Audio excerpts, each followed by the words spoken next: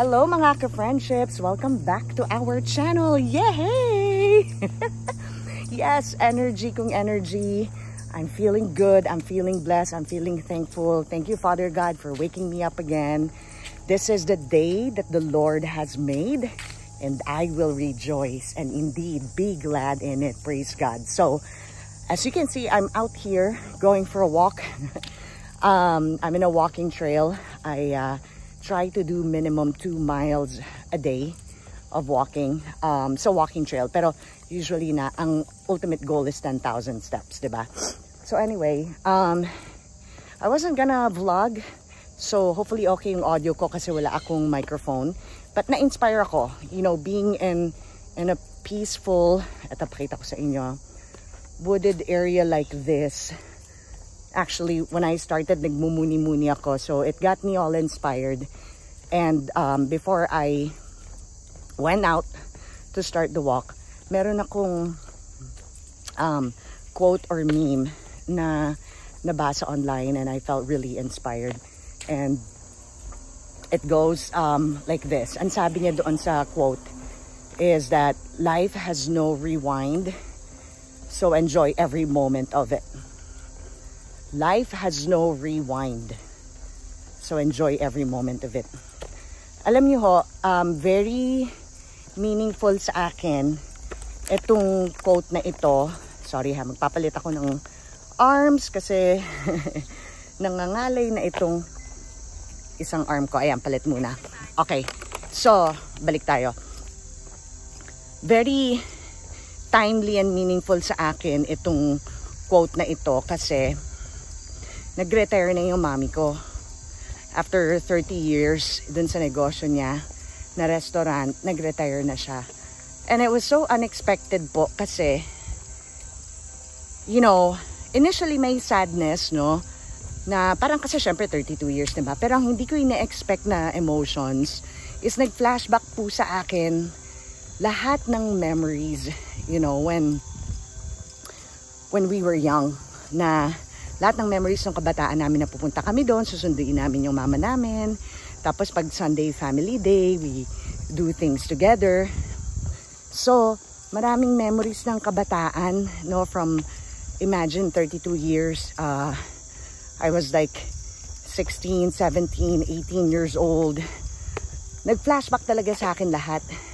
Tapos nalungkot ako, naging emotional ako, naiyak pa nga ako. Sabi ko, wow, yung time na yun na bata ako, tapos, you know, ini-enjoy mo yung bilang anak ka, wala ka pang responsibilidad, hindi ka pa ganun ka-adult, dependent ka pa sa magulang mo, in this case sa mama namin, nakaka-miss. Pero, nakakalungkot at nakakaiyak kasi you can never rewind. You can never go back. Diba? So, it hit me. Kaya nung nakita ko tong quote na to, na life has no rewind, talagang mas lalong yung impact sa akin iba.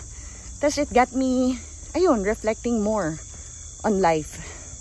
Na walang rewind, Jennifer. Kahit itong moment na ito na 43 years old ako, pag, let's say, bigyan pa ako ni God na mahabang buhay, you know, pag naging 60 years old na ako, another, you know, 20 years, or another 30 years, you know, in my 70s, I will look back and think na maiyak na naman ako, diba? Kasi parang wala, hindi ko na din maibabalik tong moment na to.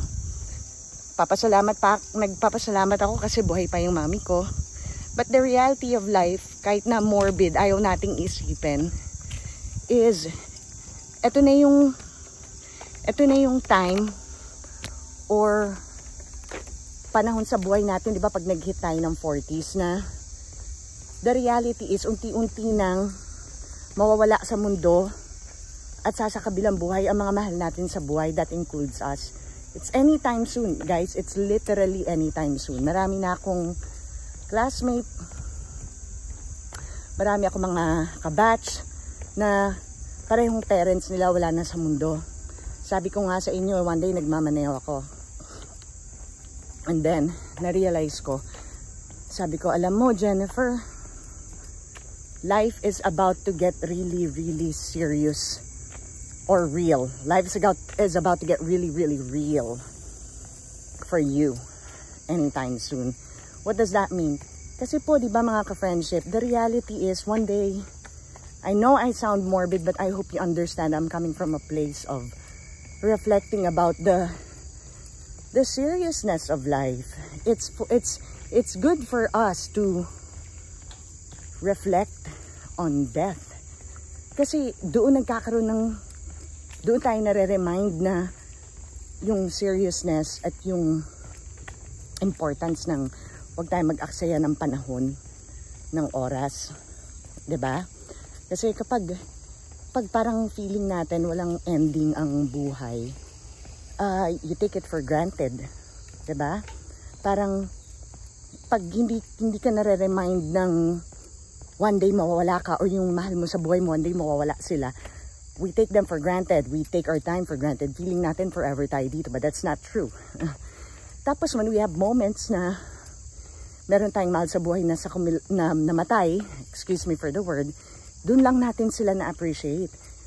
Kaya, why not, every morning we wake up, we thank God for a new life, but at the same time, diba sa Bible nga may verse na parang asking God to, ano ba yung paano ba sinabi? Sa Proverbs ba yun, or sa Proverbs ba, o sa Ecclesiastes, na parang, and the thing is, parang remind me, parang how short my life is, how my days are numbered, parang ganon yung prayer, na parang paalala nyo sa akin, Lord, kung yung na ang aking days here on earth are numbered.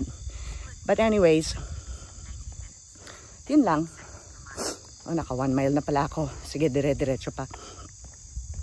So, yun, life has no rewind. And so, make the most of life. How do you make the most of life, no? Hindi naman ibig sabihin nun ay nagta-travel ka, you're doing all sorts of activities. Hi. Hindi ibig sabihin na yung make the most of life is YOLO, you know, or yung marami kang aktibidades, marami kang ginagawa sa buhay. It's not like that. For me, yung siguro one way na naisip ko, no, let's say may mga galit ka sa puso, no? Or let's say you're hang up on achieving many things in life. Feeling mo kailangan mo may malaking bahay, kailangan marami kang ma-achieve. Yung mga goals mo sa buhay, kailangan ma-achieve mo lahat yan. Or obsessed ka sa pakikipagkompetisyon, again related to material wealth. Tapos minsan sa stress ka, or minsan sa stress ka kasi parang naisip mo na parang hindi pa enough, nag-aalala ako sa pamilya ko, no, nag-aalala ako, nag-aalala ako kung alam mo yun, lahat ng mga worries nyo sa buhay, di ba? Tapos pag halimbawa na-realize nyo, wait, hindi pala ako dito forever. Anytime, tomorrow, I could die. Tapos doon na kayo mapapaisip kung, you know, they really wanna stay angry. Diba? Kasi, anong point? Kung one day mawawala naman tayo dito. Kung tomorrow you might die. So what's the point of holding on to grudges? Or let's say, what's the point of accumulating many wealth? Kung bukas naman, mamatay ka na. Diba? So, hi! So, yan ang, alam nyo, yan ang reason kung bakit minemeditate din dapat natin ang ating kamatayan. It's beautiful, honestly guys. It's very liberating. Pinapalaya niya tayo sa mga kung ano-anong worry meron tayo dito sa buhay. 'Di ba? Kasi at saka hinahumble tayo. 'Di ba? Na may kung ano man yung mga feeling natin, na-achieve natin. You know, baliwala pala lahat yun kasi one day mamamatay tayo. But anyway, yun lang, it makes you appreciate, you know, kung buhay pa yung mga magulang nyo, you have a close relationship with them, na minsan we get caught up, lalo ako, layo ko, dito ako sa Amerika, I really try to do my best to call my mom as much as I can. Kung ano yung pwede kong maibigay sa kanya to make her happy, I try to give it na. Kasi iniisip ko, baka pag ipagpabukas ko, baka bukas wala na. 'Di ba? So, yeah. Kayo, ano ang sa tingin nyo dito sa discussion natin about dun sa quote na yon, 'di ba? Life has no rewind. So enjoy every moment. Anyway, guys, I hope na nakapag-reflect din kayo. I hope hindi mambo jumbo ang pinagsasasabi ko. I'm just speaking from the heart ko, anong lumalabas sa puso ko. So, anyway, yan, again, life has no rewind. And so, enjoy every moment. Kung ano man ang ibig sabihin yan, mag-reflect kayo na anytime you could die tomorrow, your loved ones could die tomorrow.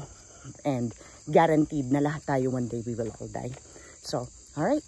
Thank you guys. Until next time, God bless po sa inyong lahat.